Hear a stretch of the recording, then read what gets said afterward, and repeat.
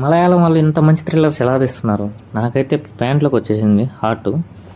Hello guys, welcome to my channel.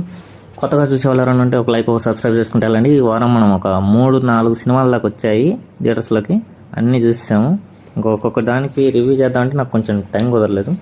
నాకు పర్సనల్గా best అనిపించిన సినిమా అయితే ప్రణవ్ మోహన్ తీసిన బిఎస్ ఇరాయే. ఈ పేరు కూడా నాకు సరిగా బలికి వస్తలేదు, అయినా సరే వెళ్ళాను. సినిమా పేరు తెలియదు, హీరో తెలియదు. హీరో పేరు కూడా తెలియకుండా నువ్వు ఎలా సినిమాకి వెళ్ళవరా అని మీరు అడగచ్చు. నేను ఒక 1 అవర్ ముందు చూశాను, అప్పుడు గుర్తొచ్చాడు. హృదయం సినిమా తీశాడు కదా, ఎంత మంచి సినిమా తీసినాడు, మనం ఎలా మర్చిపోయామని చెప్పి.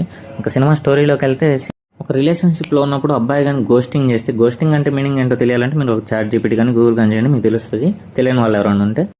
ఆ గోస్టింగ్ తర్వాత హీరోయిన్ బాగా డిప్రెషన్కి వెళ్ళి సూసైడ్ చేసుకుని ఆత్మలాగా తిరిగి వచ్చి హీరో మీద ఎలా రివెంజ్ తీర్చుకుందనేదే ఒక కథలాగా రాసుకున్నాడు. సినిమాలో 2-3 సీన్లకైతే నాకైతే ప్యాక్ అయిపోయింది. సినిమా చూస్తున్నంతసేపు ఆ కలర్ గ్రేడింగ్ కానీ, యాక్టింగ్ కానీ, అసలు స్క్రీన్ ప్లే ఉంటుంది భయ, నార్మల్ స్క్రీన్ ప్లే కాదు.